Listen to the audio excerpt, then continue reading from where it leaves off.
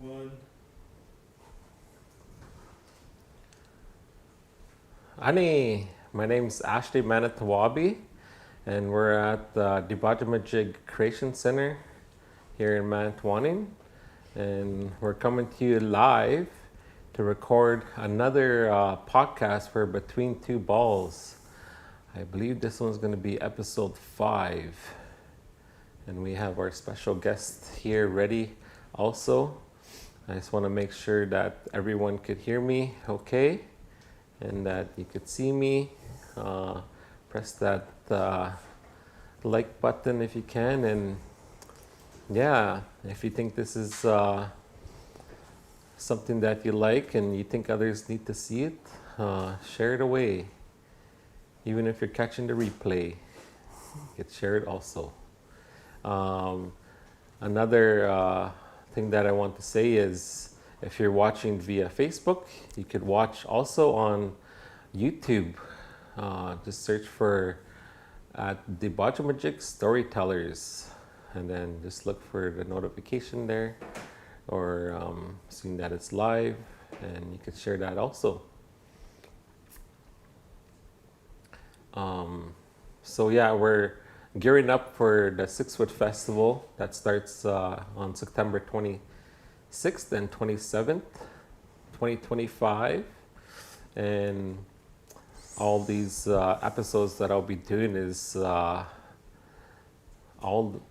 the guest artists for the 6 Foot Festival, mainly installation artists that have a varied skill types, as you could say, in their own expertise. So we're getting to know them a little bit better during these podcasts and this live stream. So if you're ready out there, then I'm ready. So let's get the balls rolling.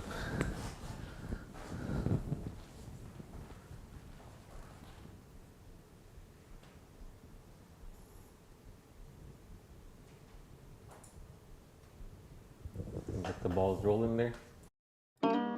You've just tuned into Between Two Balls, the show where random rules the game. One ball gives the emotion, the other reveals the character.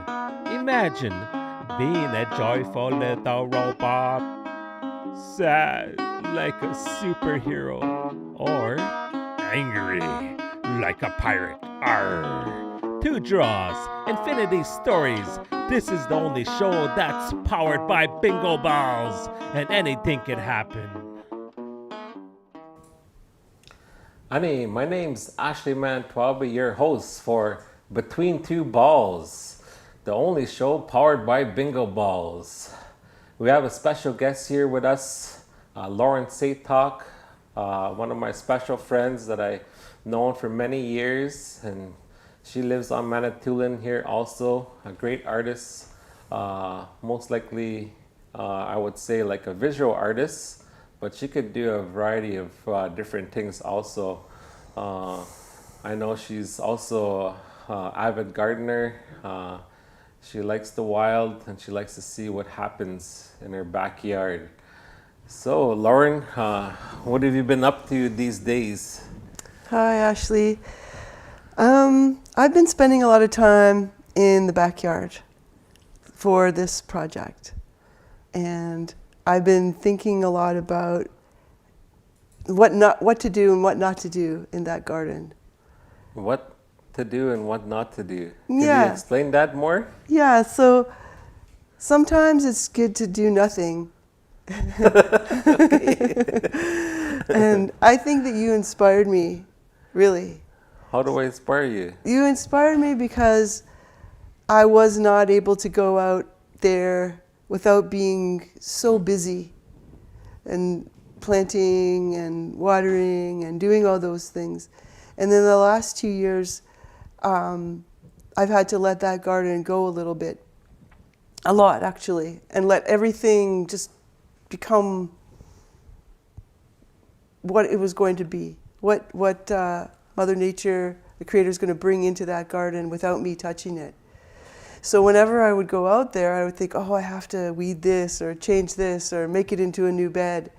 But you inspired me because instead of doing that, I went and stayed and just sat and observed and was present with whatever was happening around me.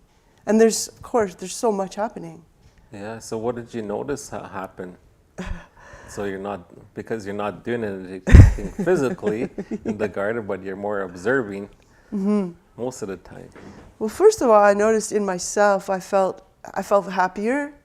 I felt that just sitting there and listening to, particularly in my garden, there's a lot of insects buzzing because there's so many different plants growing, and they're just all so dense of plants and flowers, and all those flowers are changing all the time. So I'm hearing bees, and I'm hearing flies, and I'm hearing birds, and the wind going through the various plants, depending on the kind of weather too, right?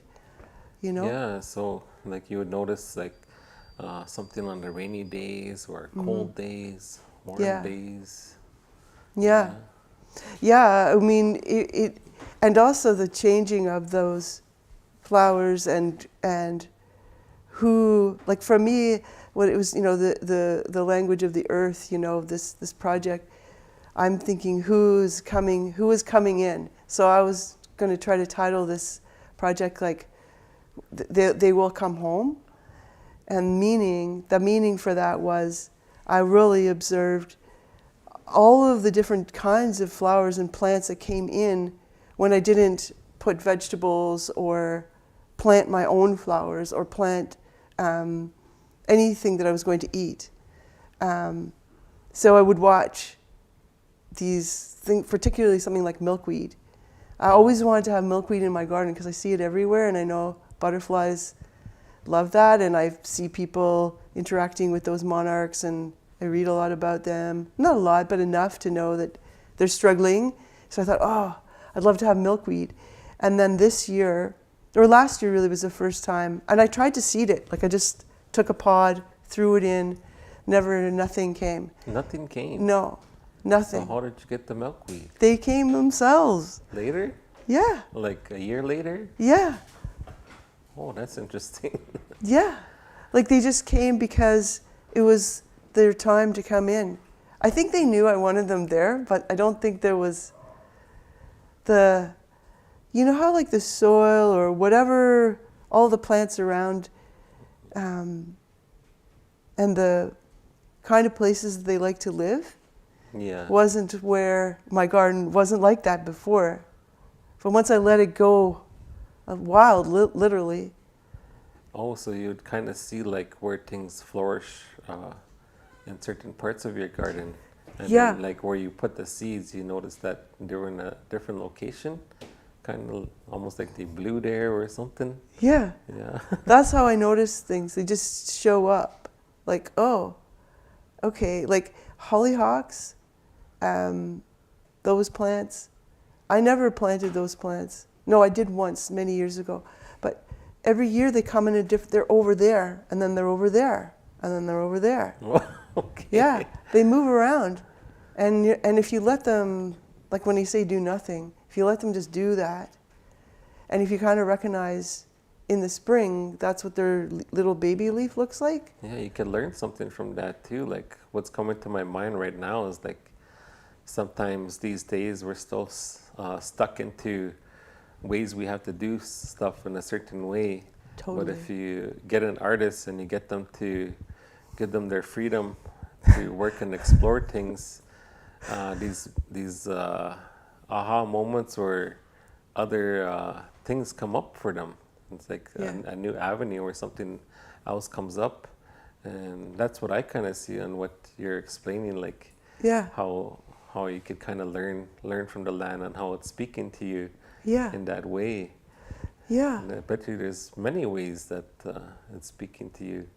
Yeah, it's not just, it's that, and like for example, one of the ways it's speaking is, so I dug out all of that grass into beds many years ago, like 8 years ago, and once I let it go, it's just filled up with grass and everything. And I'm not going to, I'm going to try to resist saying the word weed because I don't believe that that's a thing, really, because of, all about that. But the what I learned was we would think, oh, I'm just going to get mad at that grass for being there, and how much work I have to do, and how, if I'm going to put all these other vegetables in or whatever, it's going to take so much time, and I'm going to be fighting that grass. But I just said, no, I'm going to let it just let it do its thing. It's going to show me something. Okay, so not really resisting it. Yeah. Like giving that resistance, so you're keeping yourself more humble in the context of your backyard. Yeah. I think there is something to say though about weeds, like kind of explaining that more, like what your opinion is about weeds, and like how you see it as a different meaning, or how Yeah. people see it as, like I could see it like as a resistance of something. Like you need to get rid of that resistance, like you need to find a way to get rid of it, right?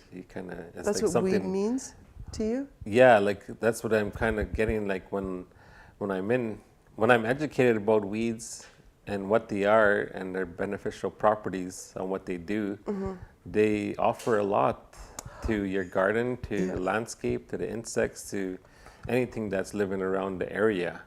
And I noticed that when I'm in the culture of any kind of culture or community, you always hear weeds, and we're going to get rid of weeds and things like that. So I know, like, with the way you're talking, that's the way I kind of see. Maybe that's why you don't want to talk about it, because we kind of already know. Yeah. Yeah, well, I didn't want to talk about it just because the concept, that Western concept of weed is that it's bad, it doesn't do anything, it gets in the way of agriculture, it comes from another place, all those things. But it is a plant that is there for a reason. It's just like human populations too.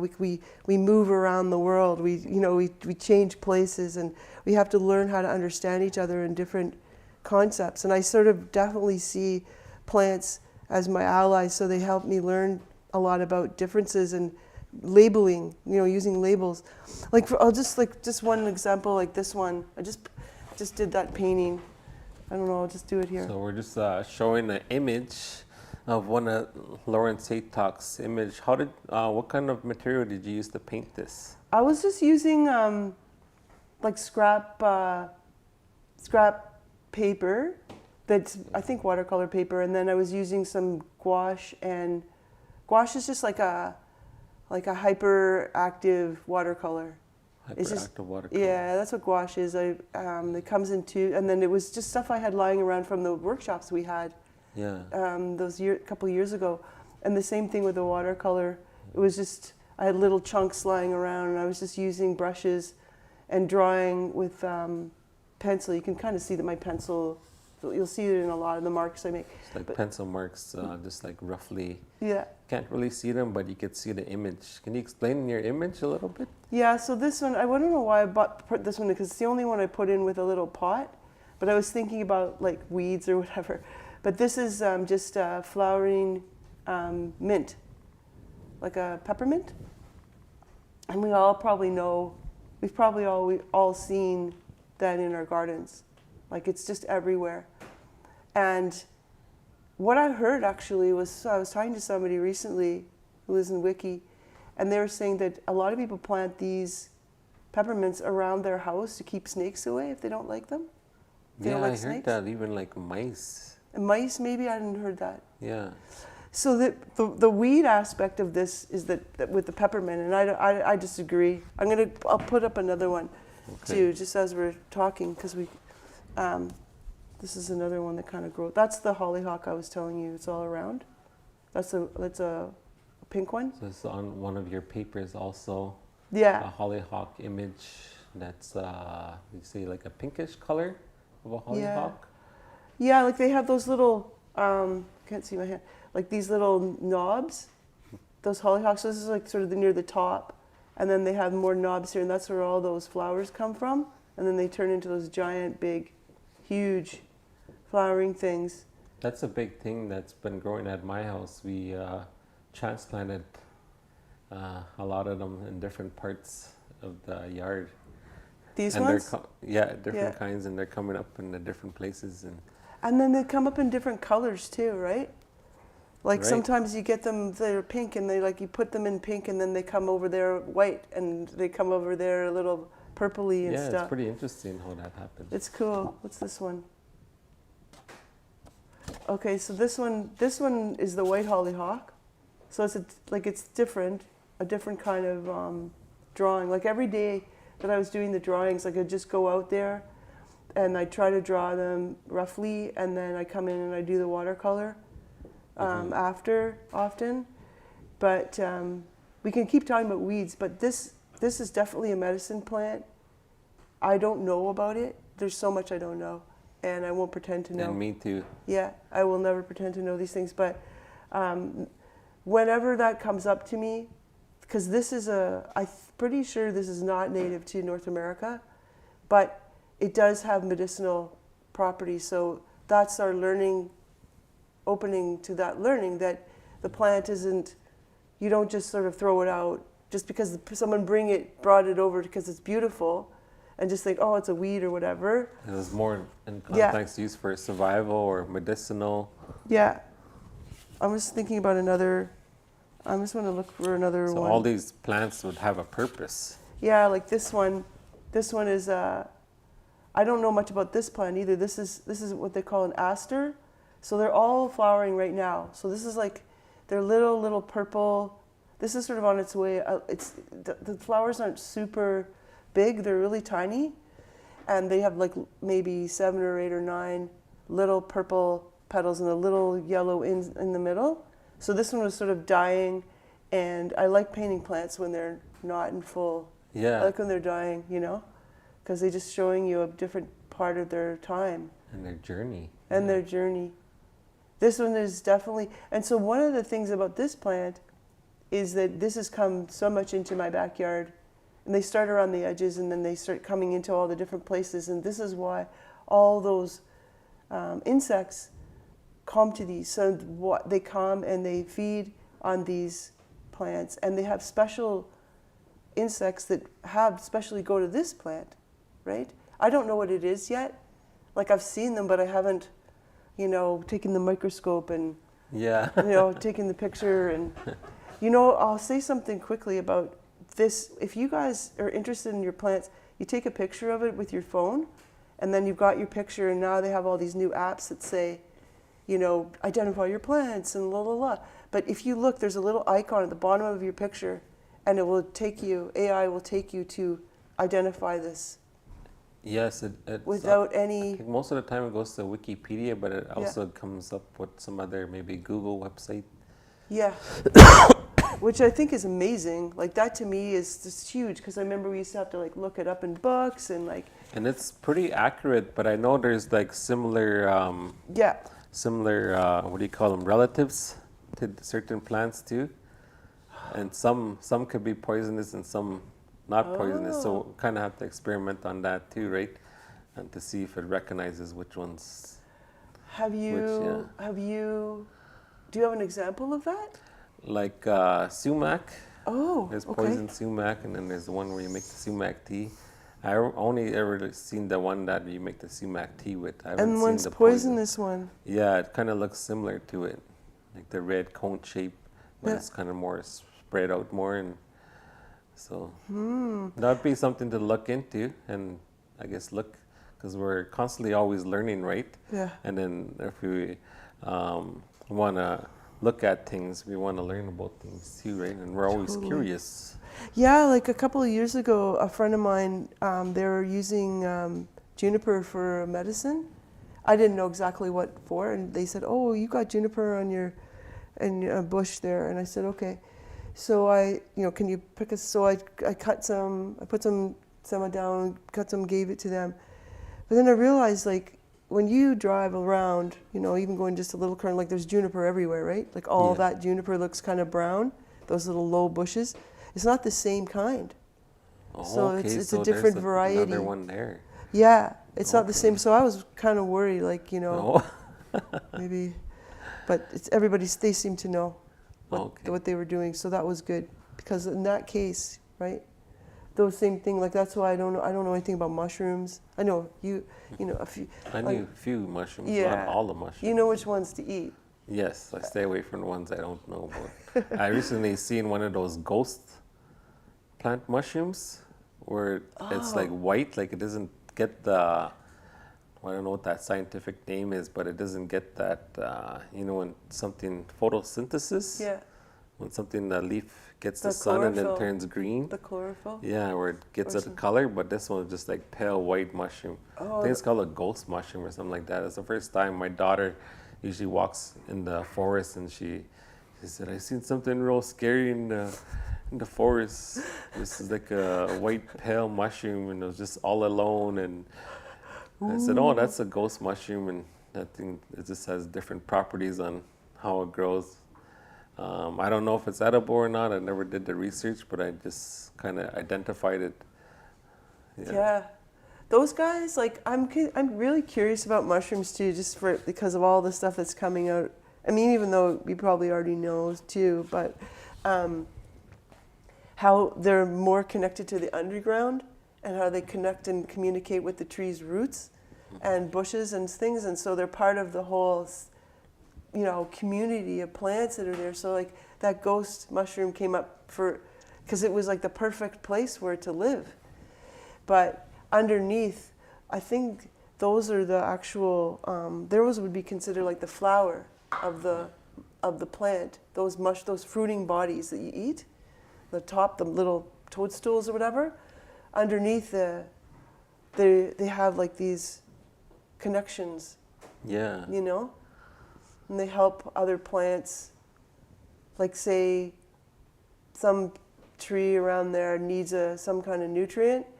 And that mushroom can get that nutrient easier, so it brings it in, and then it kind of passes it off to the tree underneath, and then the tree's like, cool, Yeah. and then it gives the mushroom something, I don't know, shelter, I don't know, something that it can be there too, and so Yeah. together they work, they Yeah. live their I lives. was actually recently given these mushroom Yeah. cubes from Shane O'Dowd from Heartwood Mushrooms. Oh yeah, I know Shane. And Yeah. then I told him, hey, these things produce real lots. And he says, well, keep a lookout because they'll probably produce a few more times. And then it was the oyster mushrooms. Mm-hmm. And I was producing those for almost a whole month. Wow. And then my family didn't really like, because they don't know anything about it. They're like, oh, I don't know if I want to eat it or. But I was eating it, I was sauteing it, it's good. Then I went to the grocery store, because I had a big basket of them, like when I harvested, Yeah. it's like, oh, what am I gonna do with all this, cook all this? Like mushroom soup or sauteed mushrooms with steak or something. But anyways, I went in the store recently and I looked, they have little packages, like real small package like this, oyster mushrooms. $10.99. I was gonna say $9.99, but 10, yeah, for like dried ones, right? Yeah, little just a tiny little packages. little piece like this. Like, oh my God, I had like maybe $300 or $400 worth of mushrooms here. Yeah. You did, you did. You have to go back and talk to Shane about that. See what he says, because like you could. But it was good. Like No, I know. I know we put in value on it, but Yeah. for me it was good because my wife she really likes mushrooms, so I'm trying to get her interested in other mushrooms instead of like the conventional ones you see in the store that are canned or on the shelf. Yeah, yeah. But trying different things, right? Because we need different things in our life to try something new. Because if we're used to the same thing over and over, we get used to that Totally. kind of living. Yeah, yeah. I know. We don't have to put value on. Like suddenly now you're producing an oyster mushroom farm. Ashley's oyster farm. Well, he was mushroom. donating them as I think something happened to that batch of cubes, so he was thinking they won't produce as much. Oh. So and then he says, yeah, they'll produce, but they won't be as great for if you're sending them out in the market. I see, yeah, because they have like, they grade them or something. Who knows? Yeah, I think that's what happened, Yeah. possibly. Yeah, I remember picking apples years and years ago, like in the Okanagan, Yeah. and the first thing I did, it was funny. They hired me, and I had never done it before, and I went over to the tree and I started picking them off the ground, and he said, "Okay, number one, that like you cannot do that." Oh. Yeah. Wow. Yeah, and because and we had these big square bins, you know, they're like this high and like 3 feet by 3 feet. That's what we had to pick during the day. A bin, you get paid by the bin, and but they had to be no bruises and they couldn't fall on the ground. They had all these little rules, yeah. And then they went to once we picked them, and they went to like a grading barn or something, and then they put them in their baskets and bring them, say, British Columbia apples, and they sell them off. But they have to, we as pickers had to make sure, like we had to hold them a certain way and twist them and put them in our bags. We had them bag around our waist, and then like they had this thing, they attach here, and then you come down the ladder, and then you open, and it opens up, and they fall into the bin like that. So like and then you hook it back up, and you put them in like this. Oh, so Yeah. it's like some kind of pocket that goes Yeah. around your waist. Yeah. And then it kind of opens, and then it releases Yeah, everything. it's like a big tube. A tube. It opens like a tube, and then it becomes a pocket, and you keep putting them in. And there was a guy there that I actually worked with a lot of Indigenous people there. Where was this? In Specifically? Creston, BC. So yeah, BC. British Columbia. Yeah, Creston is actually, it's not in the Okanagan. I was picking grapes there. It's near Nelson. Creston is, if people know British Columbia at all, it's sort of maybe an hour or so from Nelson. It's in the Kootenays. So if people know Kokanee beer, is it Kokanee? Yeah, it was from Creston. This is what I remember. Like Yeah. that was where the brewery was, and it was right on the border of, I think, not Montana. It's another one. I can't remember. But we would cross the border in the van at night after working, and there'd be like nobody there. It'd just be like a little road. Oh, This is in the late 80s, so the late 80s. yeah. That's And way back. It's like yeah. over 30 years ago. Yeah, and they must have, I don't know, I mean, I haven't been there since. I mean, it's just a kid, and I wonder, you know, whether they ever put anybody at that border, you know. Now things Yeah. have changed. I'm sure they did, but Yeah. it was pretty great. It was a good job. I think I learned a lot when Yeah. I was about being on the land when I was doing jobs like that, because you're just out all day doing the same You're thing. constantly out on the land, harvesting stuff from the land. Yeah, and they weren't like, it wasn't sprayed, or as far as I know, like it wasn't like a big industry. It was just a small operation, you know, one guy, and then there's a bunch of us. I think there's like maybe 5 or 6 of us working for him, harvesting, and then we would stay in these little cabins, and then, you know, the little workhouse kind of cabins, Yeah, and you know. yeah. Anyway, Is back that to- where you found your inspiration from starting to garden? Like, did you garden all your life? Like, or No. did you like plant, and then about your paintings and everything? When did you start all that?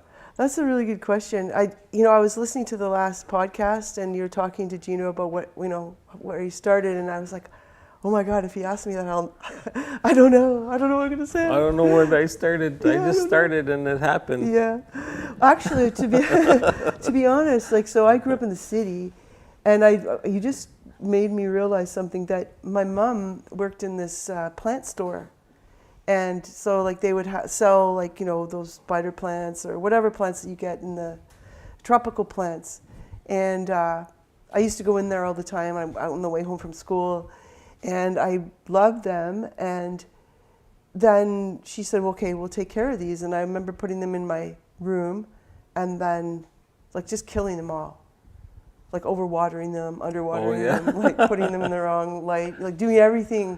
Like, that's just the way I was. And I just like, oh my God, like I can't do this. And then eventually it just it just dawns on you that the plants actually kind of help you understand, tell you, they speak to you. And what about the one plant behind you? I don't know if it needs water or not. This guy? Yeah. What? It's dry, man. It's dry. It doesn't have any water. Oh my It's completely God, we better parched. water that. It just needs like, give me some water. I think we hesitate from watering those. Was that a spider plant? Yeah. Because I think you could water it too much, eh? You're supposed to water them like once a week if they're Yeah. inside or something like that. Well, usually the go-to thing is touch the soil. Like that's why I stuck my finger in. The finger test? Yeah, stick your finger in, and if it feels totally like dry, then it needs water. And It's still green though, so it might survive.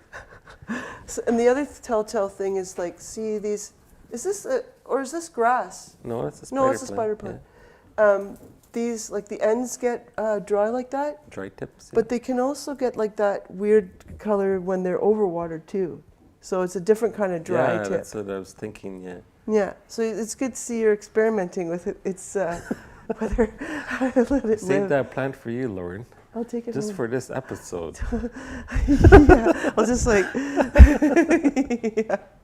It's true. It's just like great to have it hanging around back there. It's so nice. But anyway, I learned that, and then I ended up working in that store in high school, in that plant store.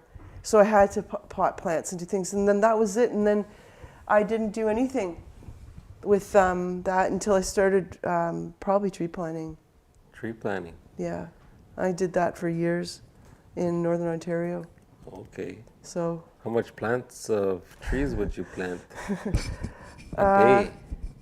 well, it depends. Like it depended because I was the kind of tree planter that I was a little bit emotional, right? Some of these guys are like, we used to call them like machines or high ballers or ballers, right? Yeah. So they would go in there, and no matter what the conditions, if it was pouring rain or if it was freezing cold or whatever, they would just load up their things, bang, bang, bang. They would just like pound trees because we were paid by the tree, right? Oh wow. Yeah, but that didn't mean they would survive, right? So, like you could be putting them in between two rocks, or Oh yeah. you know, you don't want to like were just thinking ding, ding, ding, ding, you know. Yeah. I'll plant like, you know, if they plant like 6,000 in a day or something, you know, that would be You think that's a good way to motivate people? no. No. Okay. I don't think so. I don't think that we should have been paid by the tree. I think that we should have been paid an hourly wage, because they said they noticed that women were a lot more conscientious out there. Like we like to be like, oh, look at that nice spot. Yeah, open the soil, don't put it in. You know, bye bye, have a nice life. Make sure, and then look back even, because they say, you know, every 6 feet, plant a tree. Yeah. There's a lot to say about that. It's like an It industry. sounds like you're building connection too as you're out there The land? with the plant. Oh, no question. No, I loved it so Yeah. much. I think that's why I ended up. That was. What For was your su- intention like? What was some of your thoughts going through like when doing that? Like I could kind of see, I guess this is like, yeah, I'm connecting with this land, and I hope you're gonna grow big and survive for many things to Yeah. come. I used to talk to like have this thing like there'd be two of them that would be neighbors, and like I hope you guys take care of each other, and because you're gonna be neighbors for a long time. So you were talking to the plants too. Well, yeah, I mean, like you're out there for like 10 hours a day You need for to talk months. to someone. You got someone. They used to call me Helen Keller when I was out there. Helen, Do you know who Helen Keller is? Have you ever Keller. heard that word? Those names? let us know. Oh my God. She was blind, deaf, and dumb. She couldn't speak. So they would call me Helen Keller when I was out in the field. Is it because you just did your own thing? Yeah, and I would sometimes like they would have these windrows, like the big machines would come and like they would make a row, so you had to stick to the row, even though you couldn't see them because there's so much bush and slash and stuff. And I'd end up in like some other guy, like I'd like say your row, and you'd be like, "What are you doing here?" Like, I wouldn't be paying attention, so I make a curve or something. Okay. So they started calling me Helen Keller, which was hilarious. They had nicknames for everybody. But Would you know. I have a question. Would you ever go back to that place and see? Well, the I trees are there? tried. You tried? I tried to go back, Well, this is I tried to go back to Cochrane. We were in Cochrane, Kapuskasing, and Manitouwadge, like that area. So I drove to Cochrane, and instead of doing that, this is so difficult.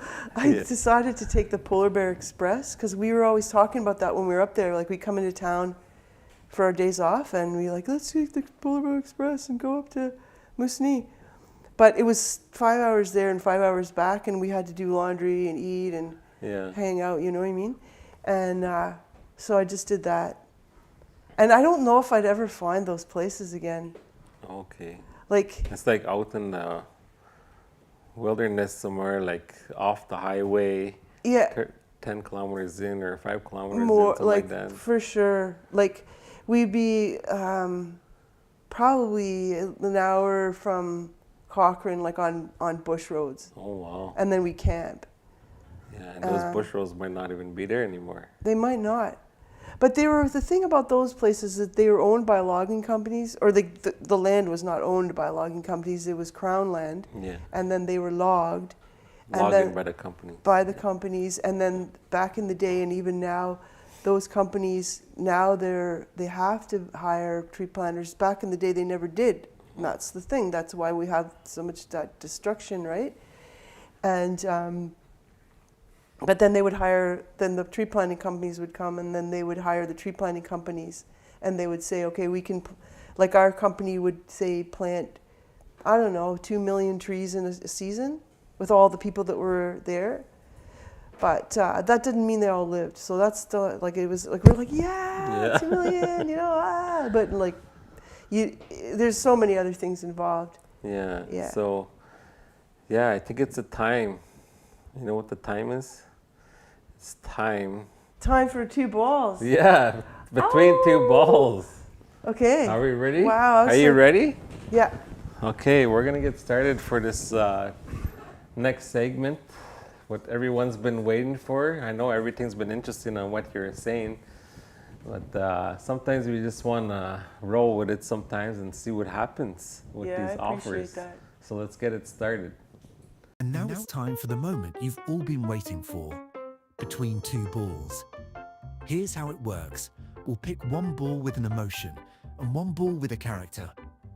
Then Ashley will become that emotional character and the interview keeps rolling. Let's... All right. Shuffle those balls there, bingo caller.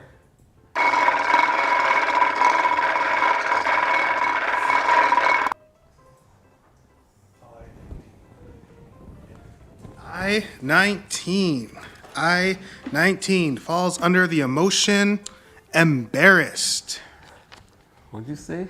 Embarrassed. I don't think Ashley can do that one. Okay. He can. We'll see. No, I have to blush? Yeah. Okay. G16. 60. Falls under the character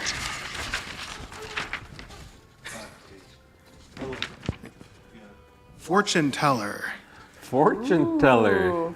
Oh, Embarrassed fortune teller. Embarrassed fortune teller. All right. So I just answer your questions. Yeah, you just answer my questions and just roll with it, okay? Embarrassed fortune teller. All right, so we're gonna get started. And during this between 2 balls, I'll be asking you a few questions also. And you can just respond quick there. You can say, what's going on here? I want to get out of here. Yeah. Help me. Okay, are we ready? I'm ready. So, I have here some water. I'm going to give it a little shake. Just a little bit. Oh, I'm so sorry. Sorry about that, but I usually don't really like to do these kind of fortunes, but now it's all over my pants. But it looks like, Lauren, that one of your fortunes, it looks like this is kind of plant. See, can you see that's kind of plant you're going to be planting next year? It's in that shape. Wow. And it looks like it's kind of jumping. So I just want to ask you something so you're ready for this next journey in your life. What's the biggest, toughest obstacle you had to face, and how did you get through it? Can I say no comment? You could say whatever you want. No comment. Oh my goodness. I don't know. There's so many. There's so many. And what did I do to get Based out on of it? that plants that you're gonna have to plant in the future. And that's going to be a hard thing. It's going to be very difficult. I'm going to have to plant it in a totally new place from where I live now. That's Okay. going to be hard. Okay. What keeps you going on the hard days? Wait a minute. Yeah, just freeze. This is my other image. So usually I read the fingers in the person I'm coming to, and sometimes they're shaped in a different way than others, and you can kind of tell that your hard days are over and bright days are coming. So it just says, keep on doing what you're doing and everything will be well. Good. Thank And you. that I'm gonna have to do all the work for you? That doesn't sound right. Oh my. Wow. That sounds Okay, Great. that's okay. Okay, no, wait a minute. good. Wait a minute. I got another question for you Okay. before we're finished this reading with you. What's the one thing that makes you laugh and light up every time? Wait a minute, I see it in your hair. I see it in your hair. The way your hair is moving today, I see, I see it. I see it.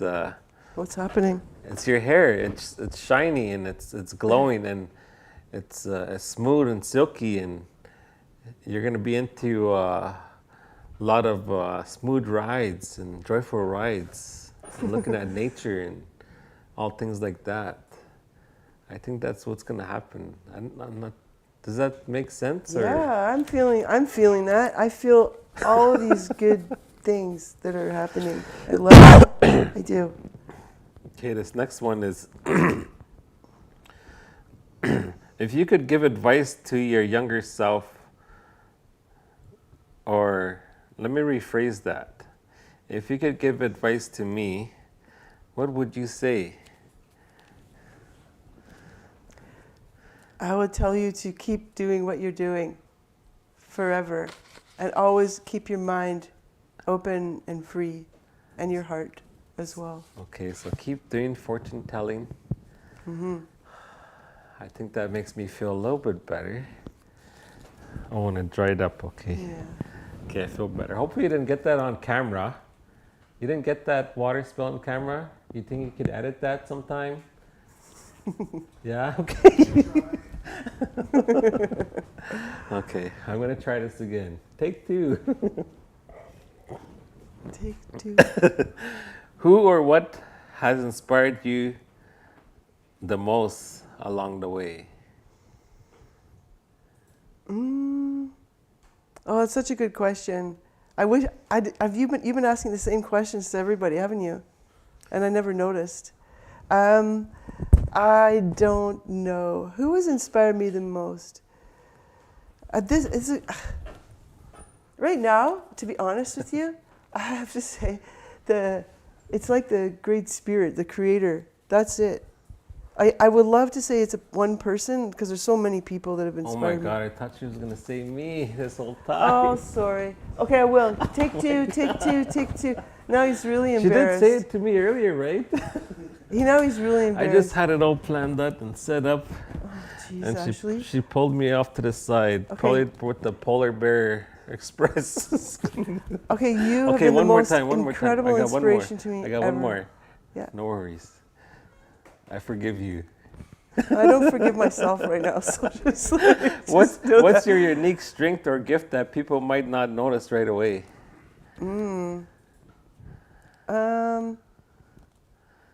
I think I'm deeply optimistic. In what way? Like in every way. Like when anything hard happens and anything terrible happens, like I just deep dive into like having to just say like Like it's. you're not running away. You're kind of just like, you kind of confront everything with optimism. I can't say on the surface, no, for sure not. Okay. But deeply, when I really stand back and I go, okay, that's my. I feel like that's my job. To be on this earth, is to just like go in whatever really difficult things happening, not just to me, to others around. That there's a positive thing. There has to be something positive that comes out of that.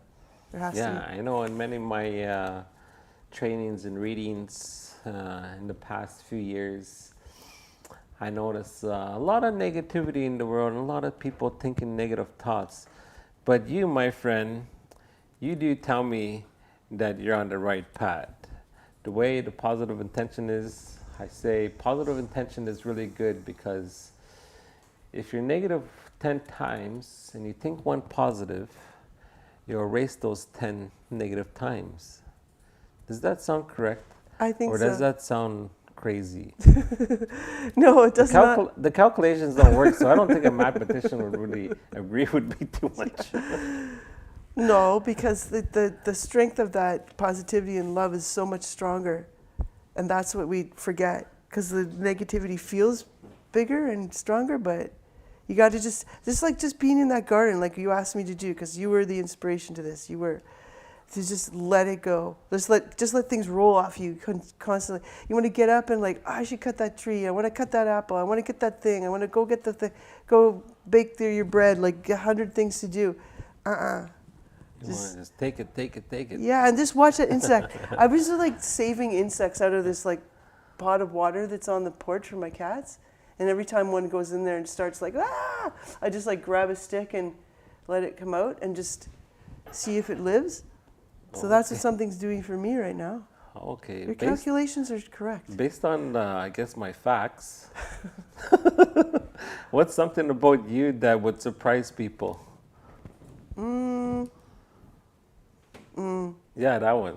But that I do not have children, that doesn't surprise anybody. That I have not been married. That to me, I keep telling people this all the time, seems bizarre and weird. That's it. That's it? telling them, yeah. But because I too, I thought that would all happen, but something. Have you ever thought of having kids or a family? Oh yeah, Yeah? many times. That's a whole other podcast. I'll go there with you now. Yeah? Oh yeah, I totally did. I totally wanted kids. I totally wanted to get married, have a family, and everything. But it's just the way my life has been, and I think that's part of why I've had to be like try to really go with the flow all the time. Is that those relationships didn't work out, and the choices that were made under the circumstances during those times in my life, I've just had to be able to be okay with that. Well, let me do another fortune telling for you. Okay. And let's see if you're going to get someone coming. Ooh. What could I use this time to read your fortune? Anything. How about a piece of paper? Just grab any of these. Or one in here? Yeah, grab a piece of or paper in there. I'm going to try to read your fortune here. Okay. We're going to draw in here. And we're going to see what comes about. Just think about Oh, it's like something. automatic, like writing here Let's and see drawing. what happens. Uh-oh.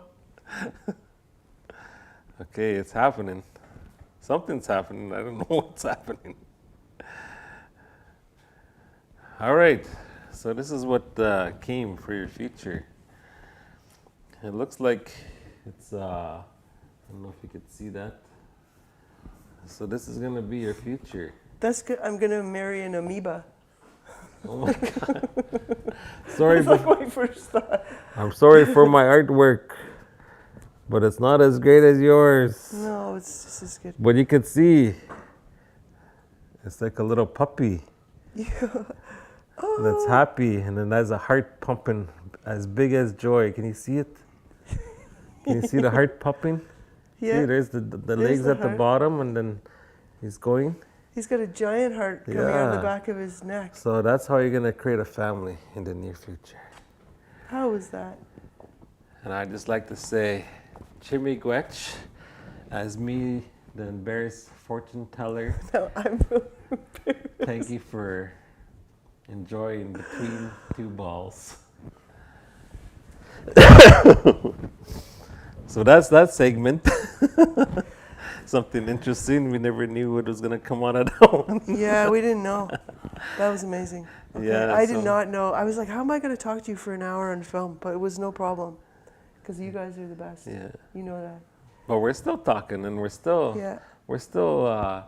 letting people know that you got a lot more to share and a lot more wisdom. And I know you have more things like different styles of art that you do, and we've been doing projects together once in a while, and you do have a good way of explaining things. Where did you learn how to like teach people or give people the confidence to try new things? But you see, that's funny. The funny thing about that actually is that I never wanted to teach because I was always afraid like I'd have to have like a degree or like if I went to an art college, like all those regular ways. So all the things I've ever learned were from people that taught me, like from workshops in the gardens, coming here, seeing like all the plays, like how people interact with each other and just feeling that energy and reading people. And so then I started to get the confidence of like when I'm with people and doing art or anything, it doesn't matter. We can bring it out, what it is that you want to do or I want to do or each of us want to do and bring that to, and support that. Because we just have the desire, right? Like to just be ourselves and do the things we want to do. Yeah, and do art. And the Bodgement is actually a good place to be an artist. And if you're any kind of medium of art, we always welcome new artists here to come visit us or come get a tour of the space. And like any events or anything that's happening throughout the year, we always see people come and go, but everybody's always welcome to stay here because we think our place becomes your place as much as possible, and that you feel comfortable exploring your art here, challenging yourself as an artist, meeting new artists, but it's like a space to help others and to let others flourish also, as we have a student program here also that we have students that we help and we connect them with other artists too. Yeah. Yeah, you have, I see that happening here. I love that, watching people learn new things. I feel, just as you were saying that, I just realized, and I was thinking about this before, is that I feel like I'm starting to come into a place where I'm going to do new different things. Instead of just painting.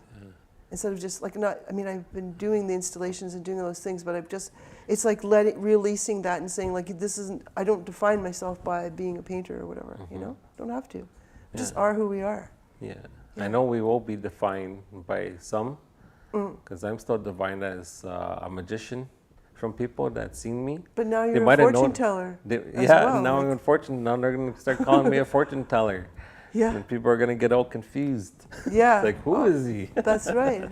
As long as you're not confused. Yeah. Or a mad inventor, or was it? Yeah. It was a... was it No. embarrassed inventor? No. No. Lazy. Lazy inventor, yeah. That was... Yeah. I saw the other one, not Dan, but the one before that. Anyway, that was a good one too. Yeah, there was a B-15 that came up a lot of twice so far. Oh, really? Yeah. Yeah. That was the monster character. The monster? Came out twice, yeah. Oh, okay. I'll have to go And I back was and like, look oh at my, that. if it comes out a third time, I'm going to have to like bring it up, like way up and be like a, I don't know, a big monster. I was like, kind of wanting to eat the person if they don't answer the question correctly. Yeah. I want to see your pirate. I want to see the pirate come up. Oh, the pirate, yeah. Yeah. I want to see you. Yeah. Do Well, that. let's hope for that in the next episode. But I just want to thank you, Lauren, for coming on and sharing all your wisdom, strengths, and hopes and desires for the future. Trying new things are always great for anybody, for any kind of expertise. It's always good to learn new things and try new things, because you can never stop learning. So until next time, let those balls roll. You just rolled through another round of Between Two Balls. Remember, emotions, characters, chaos all come from the bingo cage. Subscribe, leave a review, and tell us what character and emotion should we pull next. Nahal. I love you. Zaganim. Guamin. See you later. So that was a great podcast there with Lauren. Thank you again for being a great participant and giving out all the wisdom that you can on the spot with that crazy, embarrassed fortune teller. If there's any questions out there, if you had some questions, you could put it in the comments. If you're tuning in now or if you're catching the replay, same thing. Put those questions there in the comments and we're gladly to respond, and Lauren could also respond also. Is there anything out there? Nobody. Going once, twice, 3 times. Is there anywhere people could reach you? Yeah, well, I mean, you can email me, laurensatok.com, or sorry, lauren.satok@gmail.com. Okay, There's that. lauren.satok@gmail.com. I'm also on Facebook, so if you friend me on Facebook, you know, I would What's your love name on Facebook? Lauren Lauren Satok, yeah. Lauren Satok. Yeah. And Instagram the same. I'm not very, you know, creative about that. Okay. Yeah. Someday I will be. I often call myself Lonnie sometimes when I'm playing games online. Oh, you're a gamer. Not really. I just Not have really? like puzzle games, you know. Oh, okay. I used to Obsessed. play cribbage with older folks back in the day when I first knew about the internet. Like And online there'd be a cribbage. bunch of stay-at-home mothers or Wow. older retired people, and I didn't know what games to play, so I was playing cribbage, and that was like on Yahoo. Wow, don't that's remember so, that. yeah. I used to play cribbage with people. That's like in the early 2000s. Maybe Yahoo. 90s. 90s. Yeah. Yahoo was like the only platform they had Yeah. back then. Yahoo Games, Yahoo Wow. Chat. Yeah. Yeah, a lawyer actually who I used to babysit told me how to do it. She said, "Here, try this out. It's pretty simple. Teaching me how to chat. You can meet people here and talk to them. You can play games with them.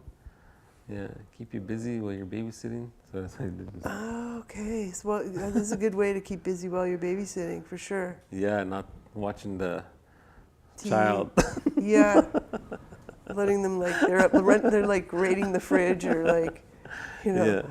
throwing the dog around or something. Yeah. You're just like playing your game, having a good time. Yeah. Cool. So yeah, that was great.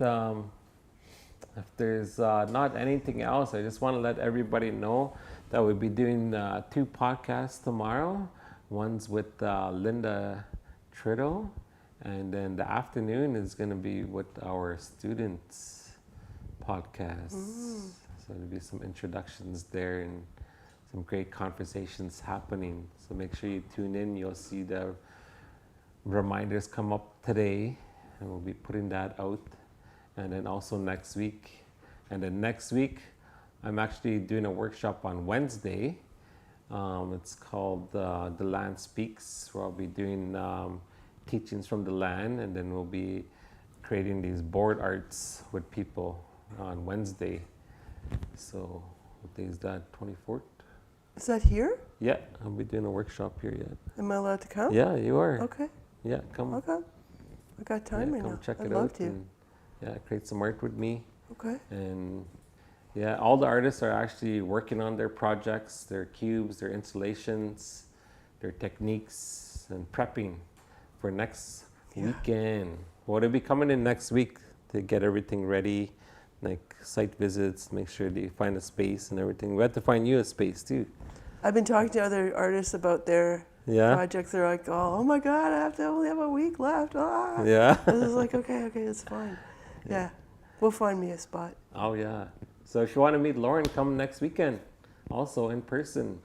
We have the artists on site. There's going to be lots of great food, local food. We're also going to have a food vendors market. So what that means is fresh produce are gonna come on Friday. We're reaching out to vendors. If you're a vendor and you sell fresh produce, please send us a message here. You can send a message at me, a.mantwabi@debaj.ca, because I would really appreciate it, and I could transfer it over to the ones that need it. That'd be amazing. All right. We'll see you tomorrow. Peace out.